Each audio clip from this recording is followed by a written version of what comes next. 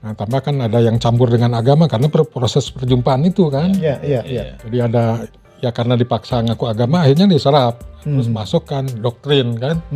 Tapi karena keyakinan masih yang lama dicampur akhirnya kan gitu. Banyak yang jadi pejabat sebetulnya orang yang menganut agama Jawa gitu khususnya. Nah, pendekatan ke Pak Harto. Nah, di Pak Harto akhirnya diangkat, muncullah di GBHN. GBHN 1973 disebutkan di situ ada kepercayaan terhadap Tuhan Yang Maha Esa yang masuk di dalam kelompok bidang agama. Tidak teridentifikasi sebagai agama yang umum diketahui sama orang, belum tentu tidak beragama atau gitu. Betul. Karena agama itu pada prinsipnya kan kepercayaan lah, kepercayaan, dan metodenya ya kayak Shinto juga menjadi sistem kepercayaan kan itu sebetulnya. Shinto, Konghucu juga orang banyak menyebutkan itu bukan agama. Nah, ini kan ada proses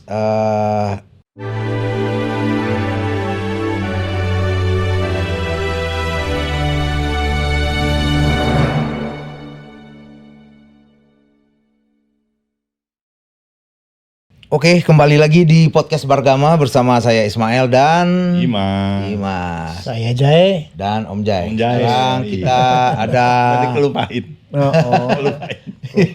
Lupa mulu. Sekarang ada tamu kita, Kang Jai. Hari siapakah gerangan? Tamu kita gerangan. Oke, tamu kita adalah hari ini tamu istimewa ya. Ya. Bagi saya adalah satu keberkahan berjumpa dengan Kang Kus di kesekian kalinya. Kang Kus ini adalah Ketua Majelis Luhur Kepercayaan Indonesia. Beliau adalah penghayat juga, Ketua penghayat ya di Kota Bandung. Jawa Barat apa Kota Bandung? Di Jawa Barat sih. Jawa Barat. Nah, di salah satu organisasi lah. Salah satu organisasi penghayat. Ada di Jawa Timur juga soalnya. Betul. Oh, jadi ada banyak organisasi kan ya.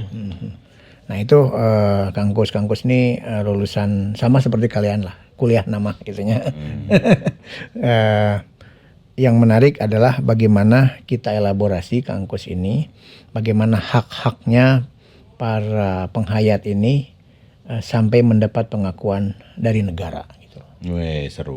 Gitu, Tapi kan sebelumnya udah dapat pengakuan tuh. Sekarang gimana? Gimana ceritanya? Ini sebetulnya Cerita ke belakang dulu. ya sejarah panjang lah ya. Jadi kan ya mungkin ada sebagian orang yang nggak tahu apa itu penghayat kepercayaan. Oke. Jadi itu penghayat kepercayaan itu sebetulnya itu nomenklatur yang resmi diberikan oleh negara terhadap para penganut ajaran leluhur. Ya. Kan di tiap etnis sebetulnya ada itu dari mulai Medan, Aceh sampai ke Papua itu umumnya setiap etnis punya sistem keyakinan. Cuma masuknya agama-agama dari luar kemudian menggerus itu, tapi sebagian bertahan, sebagian mati gitu ya. Nah, salah satu dari yang ada di Bandung itu ada dulu mungkin sekarang dikenal Sunda Wiwitan atau apa. Jadi agama Sunda gitu lah. Dulu nyebutnya agama Jati Sunda atau agama Sunda atau Sunda Wiwitan gitu.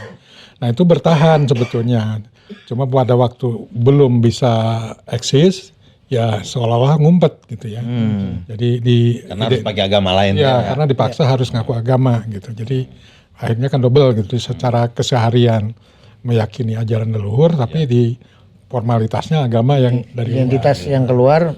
Ya, nah dan kebetulan masyarakat penganut agama leluhur itu sebetulnya dibebani dengan stigma yang oleh kolonial Belanda.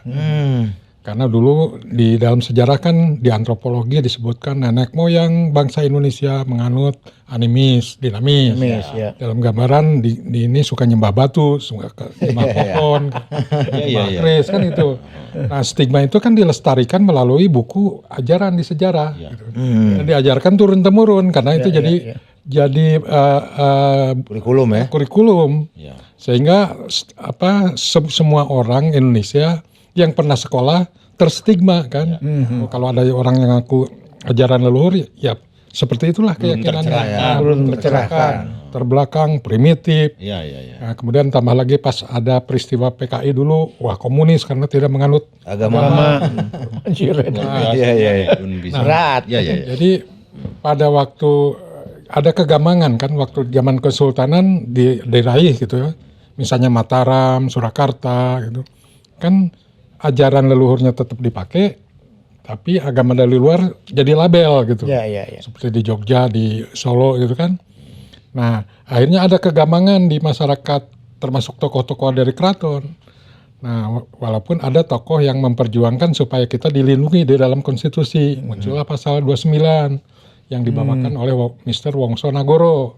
Nah, itu yang mengusulkan pasal 29 muncul ada nomenklatur kepercayaannya. Ya, ya, ya, ya. Nah, itu karena dasarnya untuk melindungi yang penganut Agama dan kepercayaannya. Agama dan kepercayaan. Nah, itu sebenarnya sejarahnya itu. Namun kan seolah-olah gamang kan, jadi nggak begitu jelas gitu. Nggak clear gitu ya. Nggak clear. Tapi di masa Orde Lama sama-sama bergerak tuh. Kita tokoh kita membentuk BKKI, Badan Kongres Kebatinan Indonesia. Karena tadi lama-lama istilahnya jadi kebatinan gitu ya. Karena jadi ketukar pakai sebetulnya agama itu nomenklatur bahasa Nusantara, kebatinan, kerohanian kan dari luar. Iya. Ya, ya. Tapi kita yang di dalam disebut kerohanian, yang dari luar disebut agama kan, jadi ketukar baju gitu. Baju. Ya seperti itu. Jadi sama-sama zaman Orde Lama sama-sama lah bergerak. Nah kemudian tadi terjadi peristiwa PKI. Nah karena ini tidak nganut Islam, tidak nganut Kristen, dianggap komunis, dianggap sesat. Banyaklah yang dibubarkan, banyak yang dimatikan gitu ya. Nah akibatnya begitu Orde Baru berubah jadi Orde Baru, kita awalnya banyak yang dipenjara, tokoh-tokohnya ya. Ada yang dibuang, ada itu gitu. Nah kemudian berkat tokoh yang Wongso Nagoro masih ada, beliau mulai mendekati gitu ya. Karena waktu itu banyak yang jadi pejabat sebetulnya, orang yang menganut agama Jawa gitu khususnya. Nah pendekatan ke Pak Harto. Nah di Pak Harto akhirnya diangkat, muncullah di GBHN. Ya, ya. GBHN 1973 disebutkan di situ ada kepercayaan terhadap Tuhan Yang Maha Esa yang masuk di dalam kelompok bidang agama. Ya, ya. Nah, kemudian 74 muncul undang-undang perkawinan, akhirnya diberikan si penghayat itu boleh kawin. Ya, ya. Terus ada perwakilan di MPR, terus boleh masuk ke TNI, Tahun ke Polri. 74. 74 itu udah ya, bisa. Nah, kemudian nggak lama timbul gugatan dari kaum agama, terus mengklaim itu kepercayaan bukan agama, jadi tidak berhak gitu. Dilayani hak-hak yang sifatnya keagamaan. Jadi kawin tetap harus ke agama gitu. Itu akhirnya diganggu di situ, dipaksa. Nah, bertahap itu pemaksaannya. Bahkan antara 78 sampai ke 90 itu ada ketidakpastian hukum. Kadang-kadang boleh kita kawin ya. Kadang-kadang enggak boleh gitu. Muncul aturan boleh tapi harus ada penetapan pengadilan. Kemudian muncul lagi aturan walaupun udah ada penetapan pengadilan tetap nggak boleh. Nah, akhirnya tahun 90 itu sama sekali nggak boleh, nggak bisa kawin, nggak bisa masuk TNI, nggak bisa masuk PNS. Tahun 90. 90-an. Potong. Berarti kan ada, sebutlah serangan begitu ya, ada gugatan dari pihak agama itu ya, agama. Kenapa kok jadi mereka menuduh seolah-olah ini bukan agama? Kenapa? Ya karena Itu apa? dia mengkategorikan agama itu dengan kriteria ada nabi, ada kitab suci. Frame-nya dari mereka. Ya, Frame-nya dari mereka harus diakui dengan oleh definisi dunia. mereka. Oke. Nah, jadi karena tidak memenuhi itu dianggap ini tambah lagi tadi kan stigma yang itu Animisme. gitu. Nah, tambah kan ada yang campur dengan agama karena proses perjumpaan itu kan. Ya. Jadi ada ya karena dipaksa ngaku agama akhirnya diserap. Terus masuk kan doktrin kan. Tapi karena keyakinan masih yang lama dicampur akhirnya kan gitu. Jadi dianggap mempermainkan agama. Ya. Nah kemudian lama tidak bisa kawin sejak 90, kemudian reformasi. Nah di reformasi juga sama kan. Sebelum ke reformasi di 78 itu masuk GBHN. Tetap masuk ke BHN tapi dipindahkan dari bidang agama menjadi bidang kebudayaan. Karena tadi klaim-klaim ini bukan agama, percaya budaya ini maksudnya. Budaya. Bikin kebudayaan. Dan itu diskriminasi itu kena ke semua penghayat ya. Semua penghayat. Mau yang Sunda, mau yang Jawa, mau yang karena kita kan di nasional tadi sejak tahun 55 itu kan sudah membentuk wadah nasional. Udah ada wadahnya. Ada wadahnya. Oke. Tapi kan diganggu begitu, akhirnya Pak Harto waktu itu ya udah supaya untuk ngamankan. Jadi udah masuk kebudayaan, tapi budaya spiritual istilahnya gitu kan. Oh, ada penyangkompet daunkeun gitu nya. Jadi budaya spiritual. Akhirnya dibentuklah direktorat yang baru di bawah kebudayaan. Iya. Nah, sehingga untuk berikutnya di mana kebudayaan, disitulah kita berada di binanya. Iya. Jadi waktu gabung dengan pariwisata, kita masuk ke pariwisata. Oh, Masuk ini ke juga ya. masuk ke pendidikan, Masuk. di pendidikan. Jadi gitu. Nah, proses itu kan jadi akhirnya kan banyak tuh yang karena tidak mau dipaksa ya tetap melangsungkan perkawinan secara kepercayaan tapi tidak diakui oleh negara, akhirnya tidak punya surat kawin. Itu sampai ratusan pasangan itu. Oh. Nggak ada surat nikah gitu ya? Iya, nggak ada surat Hak nikah. sebagai warga tuh namanya? hilang ya. Itu dari 90 Hak sipil. tadi 90 Catatan negaranya nggak ada. ada. Catatan Sehingga begitu anak lahir aktenya juga jadi Nggak. anak haram kan? Iya. Jadi bodong jadinya bodong. Bodong. jadi anak seorang perempuan ditulisnya di aktenya itu. Iya. Anak dari seorang perempuan bernama ini gitu kan. Bapaknya nggak disebutin. Iya. Iya. Nah, proses itu berjalan akhirnya kan Reformasi. reformasi terjadi, kita memperjuangkan bareng-bareng. Kebetulan kalau zaman Orde Baru kan tidak ada aktivis-aktivis kan. Ya. Nah, pas reformasi ada aktivis HAM, kemudian ada Komnas HAM ada. Nah, di situ kita berjejaring, bekerja sama untuk mengusung itu. Nah, baru mulai dibuka boleh kawin tahun 2006 dengan keluarnya Undang-Undang Administrasi Kependudukan. Udah ada undang-undangnya sekarang. Udah. Nah, jadi yang nomor 23 tahun 2006. Tapi identitas masih belum boleh. Oh, di di KTP. KTP masih Di belum KTP. boleh. Jadi di KTP hanya boleh tidak dipaksa untuk ngaku agama gitu. Iya. Nah, di KTP dikosongin. Jadi agama kosong titik aja. 2 kosong gitu ya. Atau strip gitu. Nah, Kosong boleh ya? Kosong. boleh waktu itu. Di undang-undangnya bunyinya begitu. Nah, terus kan berjalan. Nah, dengan KTP agama kosong kan dianggap tidak beragama. Kan? Problem Ateis, lagi. kan? Problem lagi ya. PKI lagi jatuhnya. Dan itu ya otomatis masih belum bisa masuk PNS, belum bisa masuk. Iya. Itu kan dampaknya. Nah, kita berjuang lagi kan terus. Nah, sampai akhirnya baru dari 2007 sampai 2017 baru 10 tahun baru berhasil. Di KTP boleh Boleh ada dicantumkan gitu. 2017 Dengan adanya keputusan MK gitu. Iya. Ya. Itu di situ mulailah masuk PNS boleh. Yang tercantum di KTP 2017 apa, Kang?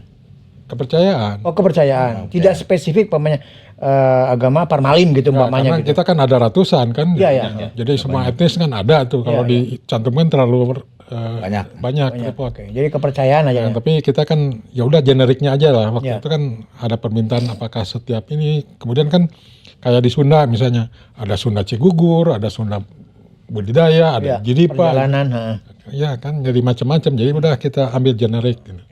Nah, tapi di keputusan MK sebetulnya di identitas KTP itu agama titik 2 kepercayaan mestinya gitu. Tapi pada waktu itu ada protes dari MUI dan beberapa tokoh Muhammadiyah.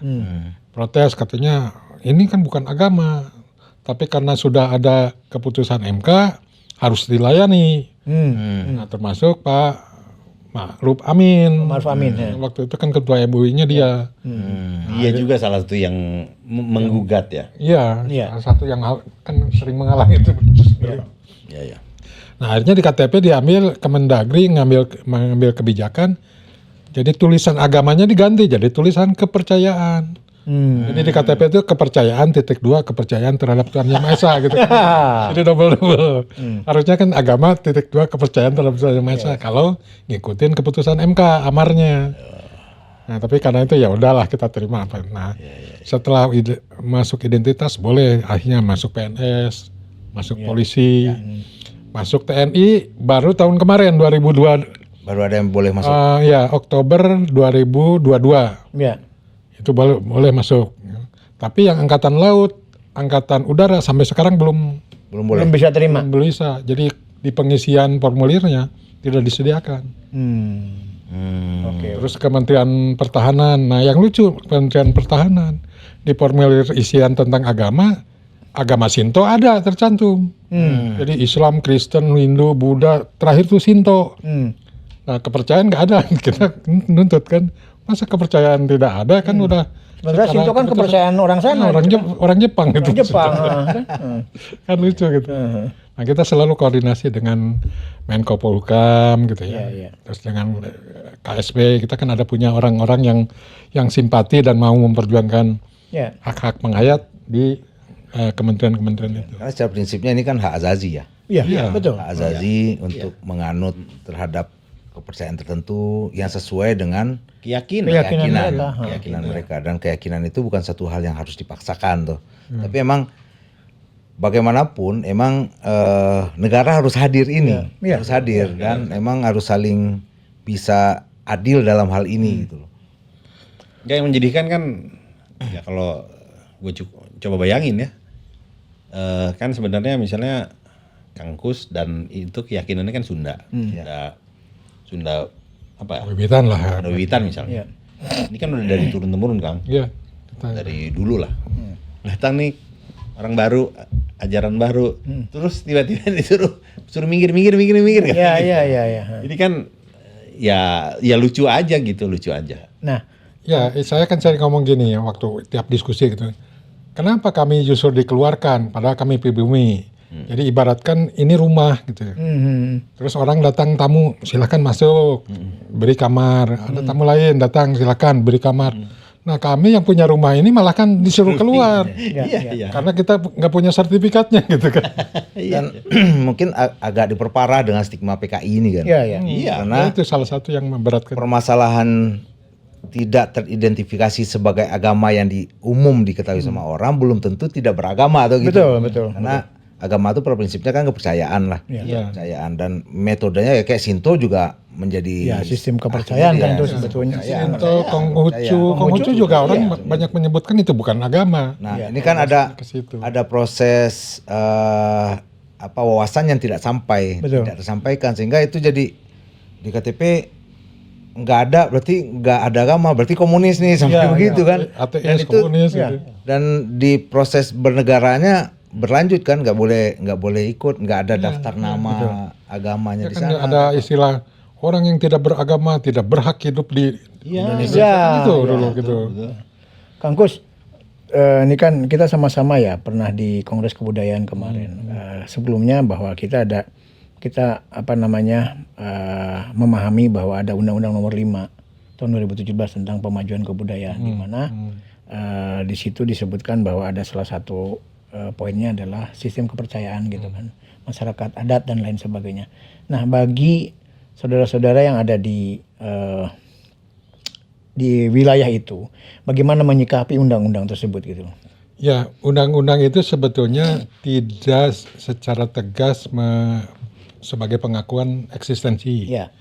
Tapi justru ritusnya yang di situ. Ritus. Yang diangkat. Jadi di situ kan tertulis ada ritus, ada permainan rakyat, ada masyarakat tradisional. Jadi itunya yang dilindungi. Yang dilindunginya. Tapi dari sisi statusnya tidak masuk di situ. Nah, itu justru sebenarnya status itu harusnya masuk dalam undang-undang keagamaan ya, bukan undang-undang kebudayaan. Sistem keyakinannya yang harus masuk di situ. Ya, dan di dunia juga di Indonesia kan tidak ada khusus pengakuan ini agama resmi. Ya, enggak. Misalnya Islam Kristen itu kan nggak ada undang-undangnya juga. Hanya yang jadi dasar itu kan Undang-Undang 1 PNPS tahun 65. Dia di undang-undang itu kan hanya bicara agama yang banyak dianut di Indonesia adalah Islam, Kristen, Hindu, Buddha gitu. Cuma itu dan Konghucu. Nah, terus ada alinea berikutnya, selain itu masih ada agama-agama lain yang masih yang berhak hidup namun tidak dilayani oleh negara. Tidak difasilitasi, disebutkan Shinto, ada Zoroaster. Cuma di undang-undang itu lucunya di alinea yang terakhir justru menghakimi penghayat. Aliran kepercayaan. Kepercayaan ini dianggap ini banyak mempermainkan agama, membahayakan kerukunan nasional. Terus banyak menggunakan istilah-istilah agama untuk penafsiran yang seenaknya gitulah. Nah, justru itu karena transisi Bung Karno kan pada waktu itu kan udah masa-masa akhir Bung Karno. Nah kebetulan waktu itu kan di nasional itu kan sering tempur antara PKI dengan Masyumi. Nah, kan tempur-tempur penghayat kan ada di tengah. Iya. Karena sering di pojokan, kamu tidak beragama kata Masyumi gitu. Oleh PKI dibela. Ya ini orang nasionalis gitu kan. Iya. Jadi gitu. Jadi seolah-olah ini jadi underbownya PKI. Itu yang menyebabkan begitu kasus terjadi di PKI kan. Kang Kus, saya agak jadi berpikir ya, bagaimana seandainya kalau ada pejabat negara gitu ya, setingkat menteri atau setingkat dirjen yang harus disumpah ketika dia mau megang jabatannya, tapi dia memiliki kepercayaan seperti itu gitu. Apa kira-kira yang harus disikapi gitu? Ya itu kan kembali tadi seperti di awal Orde Baru. Awal Orde Baru kan udah ada tuh, PP-nya ada. Bukan, gini loh, kan kalau di Kristen gitu, dia dengan Alkitab gitu kan, nama Alkitab begini gitu, terus atau Al-Quran gitu, dia begini gitu. Nah nanti kalau dengan saudara-saudara yang di kepercayaan itu seperti apa kira-kira? Ya kan ada satu adalah narasi sumpahnya, kedua tata caranya. Tata caranya. Nah kalau narasinya sebenarnya tadi dari tahun 77 ya atau 76 ya, saya agak lupa. Itu sudah ada PP bentuknya peraturan pemerintah. Jadi di situ disebutkan bagi penganut kepercayaan terhadap Tuhan Yang Maha Esa, bunyi demi Allahnya diganti dengan apa gitu. Iya. Nah, cuma untuk tata cara waktu itu belum dilakukan. Nah, tapi sekarang setelah ada kita udah bahas yang baru ini, setelah reformasi boleh masuk TNI, 2017 masuk polisi gitu ya. Nah, kita bikin. Udah ada. Hmm. Kalau bunyi sumpahnya sudah di pemerintah yang ngatur. Iya. Tapi tentang tata caranya MLKI membentuk ini. Udah ada polanya. SOP-nya udah ada. Seperti itu. Udah bikin gitu. Karena ini menyangkut juga ya pada tingkat yang ini ya, mungkin kita tahu semua ya bagaimana ada satu kawan kita yang pada akhirnya tidak mau bukan dilantik ya. Ya, pernah ada kasus yang itu gitu kan. Itu karena dipaksa untuk sumpah pakai cara agama. Gitu kan. Pada waktu itu siapa ya rekan kita lah yang di Bandung. Terus akhirnya kan protes ya. Kita ke Komisi Ombudsman, saya termasuk yang berkomunikasi dengan Komisi Ombudsman. Nah kemudian Komisi Ombudsman menegur wali kota ini Bandung supaya akhirnya kan disumpah. Nah dengan cara kepercayaan. Dengan cara kepercayaan itu. Ya. Oke. Apakah juga ini bisa berlaku di kemudian hari untuk pejabat setingkat negara gitu? Ya. Untuk kita udah siapkan kan karena sekarang kan udah ada beberapa kasus yang masuk PNS disumpah jadi PNS. Tentara juga udah tentara, TNI, baru angkatan darat ya TNI ya. Yang lain tadi belum. Nah, itu udah ini karena di TNI maupun polisi itu kan ada bintal, pembinaan mental gitu kan. Nah ini kan harus nyiapkan petugasnya, terus gimana ininya skema pembinaannya, kita udah siapkan semua. Sekarang saya ingin masuk ke harapan ke depan. Ini kita masuk ke dalam ruang karena ruang pilpres lah gitu ya. Karena ke depan itu tentunya kita punya harapan terhadap pemimpin. Baik itu secara ekonomi, kebudayaan, dan hal-hal lainnya gitu ya. Nah, tentu saja saudara-saudara penghayat ini juga memiliki harapan terhadap pemimpin itu gitu. Apa kira-kira di antara tiga paslon ini yang memiliki keberpihakan yang jelas gitu loh? Ya sebetulnya kan kalau dibilang penghayat tadi kan penghayat itu adalah penganut agama leluhur. Dia kan sangat dekat dengan leluhurnya, otomatis kan. Sangat dekat dengan budayanya, sangat dekat dengan tanah airnya. Karena di dalam konsep spiritualnya bahwa ini adalah bagian dari alam. Betul. Berasal dari saripati 4 unsur alam kan, yang jadi raga ini. Otomatis alam harus dirawat karena alam akan menjaga kita kalau kita menjaga alam. Betul. Jadi dari sisi itu konsep nasionalismenya kan sangat tinggi. Betul. Berani menghadapi risiko dikucilkan, didiskriminasi demi untuk keyakinan yang nasionalis. Kan kita tidak ada ewuh-pakewuh dengan ajaran dari luar kan. Lebih nasional, otomatis dalam sejarah pun kita selama ini sangat dekat dengan orang nasionalis, bahkan jadi tokoh-tokoh nasionalis. Oleh karena itu ya otomatis ya selama ini Jokowi kemarin didukung oleh PDIP sebagai ciri simbol nasionalis, masyarakat penghayat ke situ. Nah sekarang di PDIP ke Pak Ganjar, ya kita pasti ke situ. Oke. Karena memang di situ memang diperjuangkan Kang ya. Iya, karena jiwa kita tadi kembali kita itu orang nasionalis sebetulnya. Ya saking nasionalis pun sampai sistem keyakinan pun nggak mau yang dari luar. Ya kan? Karena kalau saya pandang kan gini Kang, salah satu hal yang saya protes besar-besaran adalah ketika terus terang aja nih food estate itu saya tolak gitu loh. Karena dia kan merusak alam juga. Merusak alam, gitu kan. Padahal alam itu bagi masyarakat adat, bagi masyarakat kepercayaan itu bagian dari tata kehidupannya gitu. Di hutan itu mereka bisa menemukan ritualnya, di hutan itu mereka menemukan penghidupannya, tata cara berpakaiannya, pangannya ada di wilayah itu gitu. Kita kan sangat menghormati alam sampai tanah itu dia sebagai ibu kan. Makanya Ibu Pertiwi itu dari mana? Itu kan dari konsep spiritual Indonesia itu sebagai Ibu Pertiwi. Kalau di konsep luar kan tidak menyimpulkan itu. Ini Ibu Pertiwi atau Ibu Agung, Rama Agung, Angkasa. Jadi karena pemahaman spiritualnya itu. Kang, mau tanya nih. Tadi kan kaitannya dengan kepemimpinan nasional ya. Kan ada harapan. Tokohnya yang mana dan seterusnya. Saya mau agak ke belakang sedikit dari cerita Kang tadi, dan bagi saya itu sangat memprihatinkan ya. Jadi begini, bahwa dianggap itu kan soal stigma ya. Adakah pihak Bang Hayat punya kontra narasi atau strategi untuk kontra narasi bahwa misalnya animisme, dinamisme itu kan sebenarnya kan stigma yang diberikan itu harus ada kontra narasinya. Kemudian yang agak memprihatinkan dan itu melibatkan orang penting yang sekarang ada ya, bahwa ini bukan bagian dari agama. Kan harus ada kontra narasi, harus ada edukasi publik bahwa bagi saya ada masalah tentang orang beragama ya, orang beragama tadi memandang agama gitu.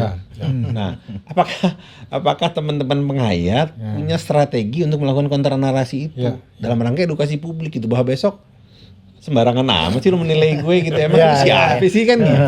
Nah, ada nggak Kang? Ada, jelas ya. Kebetulan kan kalau zaman Orde Baru kan kita susah. Kita di stigma, kita cuma bikin surat untuk membantah gitu ya. Ada di koran, kita juga tulis bantahan, tapi kan tidak dimuat. Karena dikuasai oleh rezim tertentu, oleh rezim kan. Nah sekarang kan bisa. Kita bisa lewat medsos kan. Banyak media lah yang media. Selain itu, pengalaman setelah reformasi kan kami juga jadi berjejaring dengan tokoh lintas agama. Karena punya kepentingan kita untuk merubah, untuk meluruskan pemahaman tentang kepercayaan. Karena masih banyak awal-awalnya kan menganggap tadi kembali animis, ini primitif kan gitu. Nah, setelah kita sering ketemu kita jelaskan. Nah, akhirnya kan pada waktu kita menuntut peraturan perundang-undangan, mereka yang bela juga. Tanpa itu nggak mungkin kita berjuang sendiri. Alam demokrasi sangat membantu ya dalam rangka itu. Itu catat itu alam demokrasi. Pengalaman yang undang-undang Adminduk itu yang selain tadi Komnas HAM, Komnas Perempuan, terus juga majelis-majelis keagamaan bantu kita. Nah, termasuk sekarang ke soal pendidikan, kan pendidikan masih ada ternyata kelompok yang ingin, kan kita udah berjalan nih pendidikan di sekolah, jadi tidak lagi murid-murid itu dipaksa untuk ngambil pelajaran agama. Jadi kita juga udah menyiapkan konsep pengajaran tentang kepercayaan gitu ya. Baik kurikulumnya juga membuat kurikulumnya lah. Bikin kurikulum, bikin standar, bikin termasuk penyuluhnya, guru-gurunya gitu ya. Walaupun karena belum memenuhi undang-undang guru, kita istilahnya penyuluh dulu lah. Sambil berproses kan untuk menghasilkan S1 yang jurusan kepercayaan. Tapi itu udah berjalan, tapi ada kelompok tertentu yang ingin menghilangkan. Sampai kemarin RUU Sisdiknas dikembalikan oleh DPR karena pada waktu awal pembikinan RUU gitu ya, kita dilibatkan ikut memberikan masukan, akhirnya masuklah pasal-pasal yang mengatur tentang pendidikan kepercayaan di sekolah yang sama dengan pendidikan Kristen Islam. Nah begitu muncul di koran tulisan salah satu tokoh organisasi keagamaan tertentu yang menyatakan tidak perlu tuh kepercayaan dimasukin di dalam RUU. Tokoh agama ya. Agama. Emang Gila-gila agamawan. Jadi betul yang lu bilang tadi bahwasanya ini bisa berjalan dengan baik sebetulnya, semua hak dan dari rakyat dan masyarakat itu timbul ketika alam demokrasinya dibangun dengan baik. Dan alam demokrasi ini membutuhkan pemimpin yang punya komitmen terhadap demokrasi. Komitmen terhadap selain pemimpin yang memang punya perhatian terhadap masyarakat kepercayaan. Jadi itu sangat inilah, kita kan berharap ya karena sampai sekarang artinya kan belum sepenuhnya kita itu terlepas dari diskriminasi. Karena masih banyak payung-payung hukum yang rawan kayak tadi soal pendidikan, belum bisa masuk angkatan udara, sama angkatan laut. Itu kan berarti masih ada payung diskriminasi. Nah, ke depan kita harapkan itu. Saya rasa harapannya ada di Ganjar, Kang. Iya, kalau Pak Ganjar justru di antara semua setuju sekali. Soalnya masyarakat penghayat kan juga ngikutin kan. Lihat sambutan katanya, kata teman-temannya. Siapa di antara capres ini yang mengucapkan salam ciri penghayat? Kan salamnya Rahayu, kan cuma Ganjar. Artinya Pak Ganjar udah mengakui eksistensi kita dan mengerti akan hal itu. Karena dia juga kita juga banyak berdialog gitu ya. Demokrasi hak setiap warga negara harus keyakinannya, menurut keyakinan. Ya dan kita membantah kalau dikatakan ajaran leluhur ini lebih primitif daripada agama dari luar. Enggak. Ya enggak lah. Kalau dilihat dalamnya. Karena kemarin itu ditutup atau ditakut-takuti atau ada stigma komunis dan apa segala macam. Itu pengalaman kita tuh di situ. Jadi setelah kita jelaskan, saya termasuk dekat dengan tokoh-tokoh Katolik, dengan tokoh. Hari ini aja saya kan baru pulang dari PGI. Ada acara syukuran tahun baru ya. Kebetulan Pak Mahfud MD datang. Hadiri sama Pak Tanu Sudibyo ya. Nah, itu saya hadir di situ. Nah, itu karena dekat saya dengan Ketua Umum PGI itu Pak Pendeta Gomar Gultom, itu dekat dengan saya. Dengan Konghucu dekat saya karena itu sering berjejaring. Paslon nomor 3 itu memang secara nasionalisnya cocok kalau punya komitmen terhadap demokrasi. Dan punya komitmen juga Kang terhadap membuka sekat-sekat prasangka terhadap siapa itu. Ini itu kan itu bagi saya itu memang salah persepsi saja atau persepsi yang sengaja disalahkan atau membangun persepsi yang memang tidak sangat diskriminatif dan menghilangkan hak gitu. Ini berhubung waktu sebetulnya sangat seru banget nih. Mungkin ngobrol ini nggak cukup setengah jam harusnya. Setengah jam. Mungkin setidaknya mencerahkan ini. Masyarakat itu memang harus tahu gitu bahwa ada diskriminasi dan kehilangan hak-hak sipil warga negara gitu loh. Itu yang tidak boleh terjadi besok-besok. Oke, terima kasih Kang Kus. Terima kasih banget nih udah berbagi pengalaman. Rahayu. Semoga mencerahkan untuk semuanya. Dan kembali lagi nanti di podcast Bargama selanjutnya. Terima kasih. Assalamualaikum warahmatullahi wabarakatuh. Rahayu.